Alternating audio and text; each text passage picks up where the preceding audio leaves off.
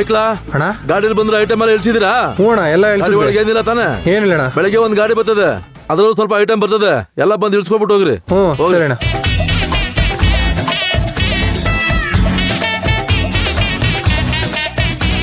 ಅಬ್ಬಾ ಬಾ ಬಾ ಬಾ, ಏನಪ್ಪ ನಮ್ ದೊರೆಸ್ವಾಮಿ, ಮಗ್ಳಿಗೆ ಮಿಕ್ಸಿ, ದೀಪ, ಟಿವಿ, ಬಕೆಟು, ಕುರ್ಚಿ, ಓಹೋ ಫ್ರಿಡ್ಜು, ಕೂಲರು, ಅಳಿಯ ಓಡಾಡಕ್ಕೆ ಗಾಡಿ, ಅಬ್ಬಬ್ಬಬ್ಬ ಇಡೀ ಅಂಗಡಿನೇ ತಂದಿಟ್ಬಿಟ್ಟವನೆ. ಆನಂದ, ಏನಪ್ಪ ಅವ್ನು ಯಾವನಾವತ್ತು ಎಂಗೇಜ್ಮೆಂಟ್ ಬಂದು ನಮ್ಮ ದೊರೆಗೆ ಮಗಳ ಮದುವೆ ಹಿಂಗ್ ಮಾಡ್ಬೇಕು, ಹಂಗ್ ಮಾಡ್ಬೇಕು, ಅದು ಕೊಡ್ಬೇಕು, ಇದು ಕೊಡ್ಬೇಕು, ನಿಮ್ ಕೈಯಲ್ಲಿ ಆಗುತ್ತಾ ಅಂತ ಕೇಳಿದ್ನಲ್ಲ, ಅವನೇನಾದ್ರೂ ಮದುವೆ ಬಂದಿದ್ರೆ ಕರಿಯೋ, ಇಲ್ಲಿ ಕಣ್ ತುಂಬಾ ನೋಡ್ಲಿ ಬಂದು.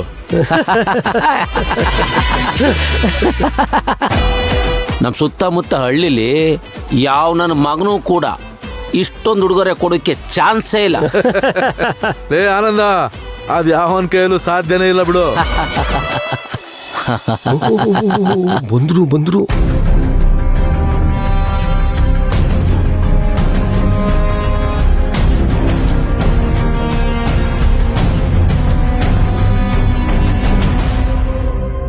ಅಲ್ರಿ, ಇವನ್ನೆಲ್ಲ ಯಾಕ್ರಿ ಇಲ್ಲಿ ತಂದಿಟ್ಟಿದ್ದೀರಾ? ಓ, ಇದನ್ನ ನಮ್ಮ ದೊರೆ ಸ್ವಾಮಿಗಳು ಮಗಳು ಮತ್ತು ಅಳಿಯನಿಗೆ ಉಡುಗೊರೆ ಕೊಡಕ್ಕೆ ಅಂತ ತಂದಿಟ್ಟವ್ರೆ.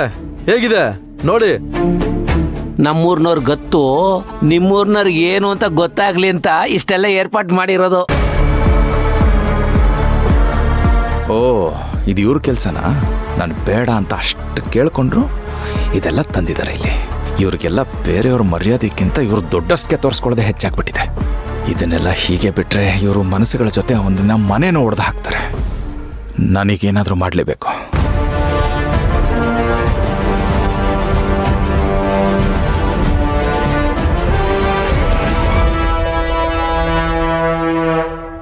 ಇದೇನಿದು ಮನೆ ಸಾಮಾನೆಲ್ಲ ಇಲ್ಲೇ ಇಳಿಸ್ಬಿಟ್ಟಿದ್ದೀರಾ? ಮದುವೆ ಮನೆ ಕಣ್ರಿ ಇದು, ಗಂಡಿನ ಮನೆ ಅಲ್ಲ. ಇದು ನಮ್ಮ ದೊರೆ ಅಳಿಯ ಮತ್ತು ಮಗಳು ಕೊಡಕ್ ತಂದಿರೋ ಉಡುಗೊರೆ. ಇದು ಏನು ಇಷ್ಟೊಂದ್ ಸಾಮಾನ? ಒಂದ್ ಸೂಪರ್ ಮಾರ್ಕೆಟ್ ಇಲ್ಲಿ ಇದೆಯಲ್ರಿ? ನಮ್ಮ ಮಂಡ್ಯದ ಹಳ್ಳಿನ್ಗೆ ಇಷ್ಟು ಕೊಡ್ಲಿಲ್ಲ ಅಂದ್ರೆ ಹೆಂಗ್ ಹೇಳಿ? ಅಬ್ಬಾ, ಇಷ್ಟೊಂದು ಉಡುಗೊರೆನ ಇವತ್ತೇ ನಾನು ಫಸ್ಟ್ ನೋಡ್ತಾ ಇರೋದು. ನಿಜವಾಗ್ಲೂ ಮಾಯಾ ಹೇಳ್ದ ಹಾಗೆ ಈ ವಂಶಿ ಮನೆಯವ್ರಿಗೆ ದೊಡ್ಡಸ್ಗೆ ತೋರಿಸ್ಕೊಳ್ಳೋ ಹುಚ್ಚಿದೆ. ಅವ್ರ ಊರವ್ರು ಕೂಡ ಇವ್ರ ಥರನೇ ಇದ್ದಾರೆ. ಕೃಷ್ಣಂಗೇನೋ ಮಾವ ಕೊಡೋ ಉಡುಗೊರೆನ ತಂದಿದ್ದೀರಾ, ಆದ್ರೆ ಕೋದಂಡಂಗ್ ಕೊಡೋದು? ನೀವಾದ್ರೆ ಉಡುಗೊರೆನಾದ್ರೂ ಕೊಡ್ತಾ ಇದ್ದೀರಾ. ಆ ಕೋದಂಡನ್ ಹುಡುಗಿ ಮನೆ ಕಡೆಯವರು ಒಂದ್ ಹಿತ್ತಾಳೆ ಚೊಂಬುನು ಕೊಡ್ತಾ ಇಲ್ಲ.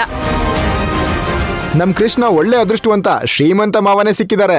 ಹೌದು ಹೌದು, ಇನ್ ನಮ್ ಕೃಷ್ಣನ್ ಹಿಡಿಯೋರು ಯಾರೂ ಇಲ್ಲ ಬಿಡಿ. ಈ ವಂಶಿ ಮನೆಯವ್ರಿಗೆ ಇದನ್ನೆಲ್ಲ ಇಲ್ಲಿ ಕೊಡಬೇಡಿ ಅಂತ ಹೇಳಿದ್ರು ಇದನ್ನೆಲ್ಲ ತಂದಿಟ್ಟು ಮಜಾ ನೋಡ್ತಾ ಇದ್ದಾರೆ. ನಾನು ಇವ್ರಿಗೆ ಇಷ್ಟೆಲ್ಲ ಹೇಳಿದ್ದು ಹೊಳೆಯಲ್ಲಿ ಹುಣಸೆಂಟು ತೊಳೆದಾಗ ಆಯ್ತು. ನಮ್ಗಂತೂ ಸಿಕ್ಕಾಪಟ್ಟೆ ಆಶ್ಚರ್ಯ ಆಗೋಯ್ತು. ಏನ್ ಕೃಷ್ಣಣ್ಣ ನೀನು ಇವತ್ತಿಷ್ಟೊಂದು ಜೋಶಲ್ಲಿದ್ಯಾ? ನಮ್ ಹೋಟೆಲ್ಗೆ ಅವಾರ್ಡ್ ಬಂದಾಗ್ಲೂ ನೀನ್ ಇಷ್ಟೊಂದು ಜೋಶ್ ಇರ್ಲಿಲ್ಲಪ್ಪ. ಏನೋ ಡಿಫ್ರೆಂಟ್ ಆಗಿ ಕಾಣಿಸ್ತಿದ್ಯಾ ಇವತ್ತು. ನಮ್ ಹೋಟೆಲ್ಗೆ ಪ್ರತಿ ವರ್ಷ ಅವಾರ್ಡ್ ಬರೋದು ಕಾಮನ್, ಕನ್ಫರ್ಮ್. ಹೌದು, ಅದ್ರಲ್ಲೇನು ಸ್ಪೆಷಲ್ ಇಲ್ಲ. ಸ್ಪೆಷಲ್ ಅಂದ್ರೆ ಏನ್ ಗೊತ್ತಾ?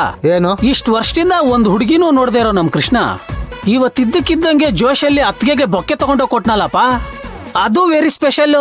ಅದ್ರ ಬಗ್ಗೆ ಮಾತಾಡೋ. ಅಲ್ಲ ಕೃಷ್ಣಣ್ಣ, ನಮ್ ಹೋಟೆಲ್ಗೆ ಲೇಡೀಸ್ ಕಸ್ಟಮರ್ ಬಂದ್ರೆ ಹುಲಿ ತರ ಇದ್ದನು ಇಲಿ ತರ ಆಡ್ತಿದ್ದೆ. ಇವಾಗ ಅಂತ ಧೈರ್ಯ ಎಲ್ಲಿಂದ ಬಂತಪ್ಪ? ನಾನು ಅದನ್ನೇ ಯೋಚನೆ ಮಾಡ್ತಿದ್ದೆ ಮಗ. ಇಷ್ಟ ದಿನ ಹುಡುಗಿರ್ ಕಣ್ಣಲ್ಲಿ ಕಣ್ಣಿಟ್ ನೋಡಕ್ಕೂ ಗಡಗಡ ಅಂತಿದ್ದವನು ಇವತ್ತಿಷ್ಟೊಂದು ಧೈರ್ಯ ತೋರಿಸ್ತಿದ್ದಾನೆ ಅಂದ್ರೆ ಏನೋ ಏನೋ ಆಗಿದೆ. ಏಯ್, ಅದೆಲ್ಲ ಏನು ಇಲ್ಲ ಕಣ್ರೋ. ಆ ವಂಶಿ ಫ್ರೆಂಡ್ಸು ಏನೋ ಡ್ರಿಂಕ್ಸ್ ಕೊಟ್ರು, ಅದನ್ನ ಕುಡ್ದಿದ ತಕ್ಷಣ ಮೈಯೆಲ್ಲ ರೋಮಾಂಚನ ಆಗೋಯ್ತು. ಆಮೇಲೆ ನರನಾಡಿಗಳಲ್ಲೆಲ್ಲ ಕರೆಂಟ್ ಪಾಸ್ ಆಗಿ ಅದೇ ಜೋಶಲ್ಲಿ ಬೊಕ್ಕೆ ತಗೊಂಡೋಗಿ ಕೊಟ್ಬಿಟ್ಟೆ.